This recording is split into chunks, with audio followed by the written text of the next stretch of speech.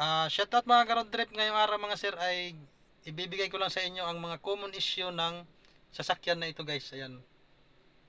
Ito nga pala ay Isuzu D-Max LT. So ngayon guys, bibigyan nyo kayo ng idea guys kung ano nga ba ang mga common na nagiging sira ng ganitong sasakyan. Para kung kayo ay bibili guys in the future, alam nyo na kung ano yung mga kahaharapin yung problema guys sa ganitong sasakyan. So ito naman guys ay mga common issue lang naman guys, common issue na maaaring maayos. So ayan guys, ikutan lang natin sandali ang sasakyan na ito. Ito nga pala ay Isuzu D-Max LT.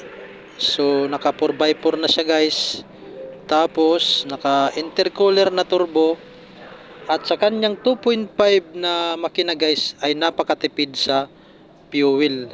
So isa sa mga nagustuhan ko dito guys sa sasakyan na ito ay matipid siya sa krudo. At guys, ito nga pala ay low end. Hindi naman ibig sabihin na low end na ang sasakyan na ito ay pangit na. So maganda pa rin naman siya. So sa katunayan ang sasakyan na ito ay para doon sa mga low budget na gusto ng pick up, may sasuggest ko ang ganitong sasakyan guys.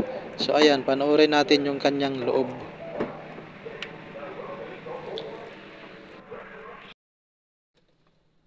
So paandarin lang natin guys. Ayan. So sa pagpapaandar, kailangan mawala muna yung ibang mga sign dyan. Ayan, pag nawala na yan guys, saka na natin paandarin. Tapos i-off natin yung mga naka-on na aircon. Ayan. So ngayon guys, paandarin na natin. So unang issue guys sa mga ganitong sasakyan, Isuzu D-Max. Ayan, kitang-kita nyo na guys yung check engine. So ang mga naging issue ng check engine na yan ay sensor. Tapos nagkaroon din ito ng problema sa kanyang fuel, nagleaking siya. So ang resulta dahil nagleaking, nanginginig siya pag bumababa yung RPM. Pag re-reduce tayo ng RPM, nanginginig yung sasakyan hanggang namamatay siya.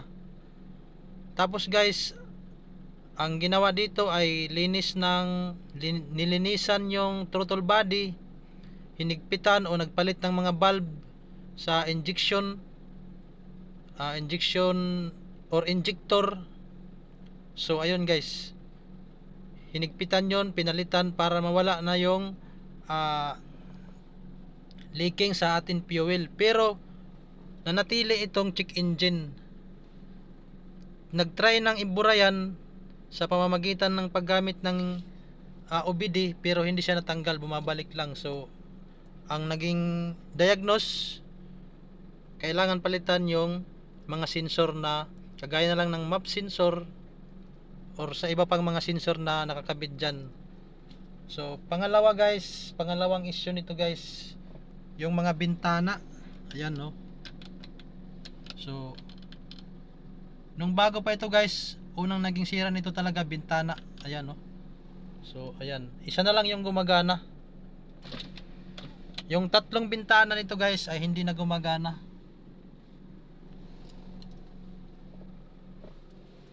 So tapos pangatlong issue nito guys, pagbago yung D-Max ninyo, kailangan bumili kayo ng cover, seat cover.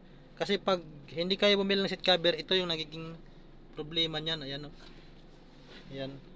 Magkakaroon siya ng dins. Tapos dito guys oh, tingnan nyo. Ayan. So yung upuan niya madaling masira. Tapos dito guys sa atin cable ng atin fuel, ayan, ito naputol.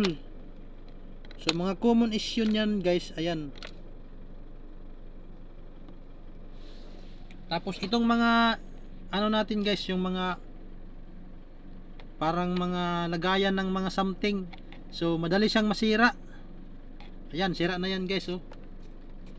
Tapos dito guys, ito lang kasi yung gumawa nito, hindi inayos. Ayan no, hindi binalik yung tirkahan dito, kaya ayan guys oh, pag hindi maayos yung pagkakatanggal, so ganito yung nagiging sira niya guys. Ayan no. So palpak yung gumawa. Tapos guys, hindi binalik yung tornilyo. So ano pa ba, marami kasing mga, kaya pag nagpapagawa kayo guys, kailangan check nyo rin. Kasi pag hindi nyo chinik, ang mangyayari yung gumagawa, tanggal lang ng tanggal, hindi na marunong magbalik. So kagaya na lang nito guys, oh. Kagaya na lang yan guys. Yung lagayan dito, so sira na. So kasi tinanggal ito kasi pagbalik hindi na inayos. So ito nga guys, ako na yung naglagay nito kasi hindi na balik. Ako yung naglagay niyan. Ang nangyayari pag sinasara mo, umaangat dito dati, niligwat nila guys, ganyan. Ginawa ang ano, kaya umangat ito guys. So mag-ingat kayo sa mga ibang mekaniko na hindi marunong gumawa. So ano pa ba? So dito sa likod guys, yung kanyang gate, ito karamihan lagi na yung sira.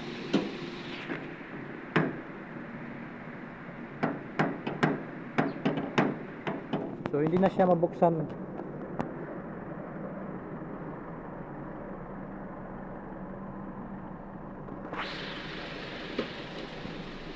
So sa makina naman guys, wala naman problema.